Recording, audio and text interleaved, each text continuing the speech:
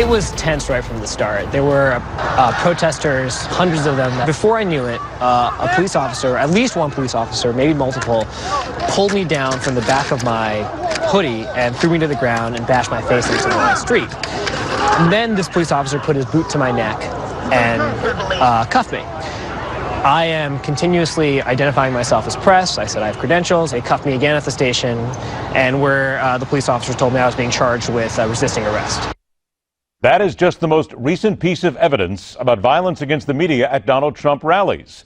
And now, even several days later, there's still plenty of talk about what really happened to a reporter for Breitbart Media in a confrontation with Donald Trump and his security people. All this speaks volumes about the campaign, the role of the media, and how some in this profession are failing to take a hard stand when those seeking to do their job become targets and are not given the support they deserve. Our guest was until recently a spokesman for the Breitbart website, a job he stepped away from in the wake of what happened to reporter Michelle Fields, and then how the news organization handled the backlash. It's an interesting and necessary dip into what some see as giving certain politicians a pass in order to curry their favor. It's a pleasure to welcome back the president of Endeavor Strategies in Washington, D.C., Kurt Bardella.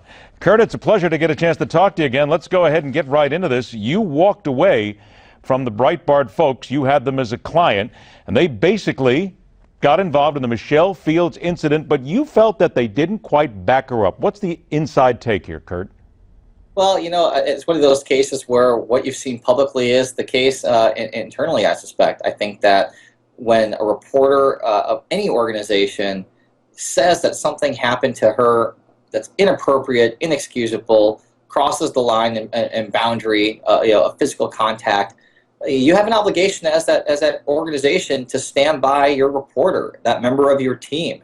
And what we've seen over the last few days is that as the story has gotten more attention, the Breitbart News has not stood by Michelle Fields and has not defended her. They've in fact published content contradicting, trying to undermine the story that Michelle has been trying to tell. Well, let's get down to some of the realities here, Kurt. In your opinion, Breitbart then is taking the position behind or is basically backing up Donald Trump's people, and are they lying to everybody else here? Yeah, and I think that's really the thing, Ed. What bothered me the most was the reason why they took the position of not supporting one of their own, and that was because of the relationship that they have with Donald Trump and his campaign, and that they put the best interests of what they think their political alliance is ahead of defending one of their own, and that's just inexcusable and unthinkable. Well, what is that alliance, Kurt? I mean, and you've alluded to it, and so have many other people, saying that, quite frankly, Breitbart's in the bag for Donald Trump.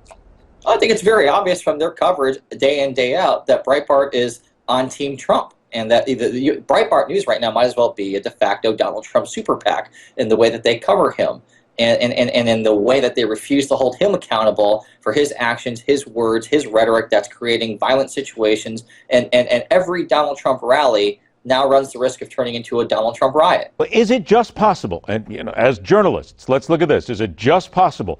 Michelle Fields says that Corey Lewandowski, the aide to Donald Trump, is the one who grabbed her and threw her to the ground. He says he never did it. There's some thinking that maybe somebody saw it incorrectly and that it was another security individual to Trump's right and not Lewandowski. What, in your opinion, is the fact? Well, here's the reality from an organizational standpoint. If your employee says something happened and you support her and it turns out not to be true, no one is going to fault you for defending your own employee. And I think that no matter what ended up happening, and we've seen screenshots, we've seen slow motion video, we've seen bruises on Michelle's arm, the eyewitness account of a Washington Post reporter who saw it firsthand. I think that we've passed the threshold of what reasonable doubt would exist. And to something happened, it got physical, the evidence is there. But even if it didn't, even if everybody got that wrong, at the end of the day, the organization didn't stand by their own employee. And I think that's tough. That's why a lot of people have quit Breitbart in the last day or two. And they have indeed. There's been a couple of quittings. Fields quit already today. Ben Shapiro, her colleague, quit today. And the Breitbart people put out, and it was taken down very quickly from the website. It was a joke, if you will, basically taking a shot at Shapiro under the byline of his father, who also wrote there, who has now also resigned as well. That's pretty snarky if you think about it. They're taking a shot at a guy who's left here. That's not journalism. No, and it just shows you the type of character that we're dealing with right now. And again, actions have consequences. I think everybody's seeing in full view right now how exactly they conduct their business and what they're willing to do and how they're willing to go after people who were part of their own team and their own family for a long period of time.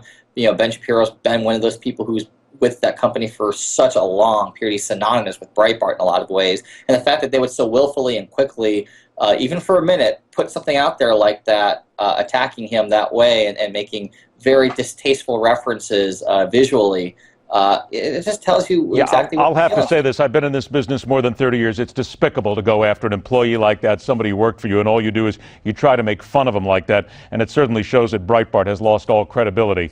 But then again, that's what you and others have said for quite some time. Kurt Bardella, always a pleasure, my friend. Thanks so much for joining us. You stay with us. The fastest 60 minutes in news, The Hardline, continues.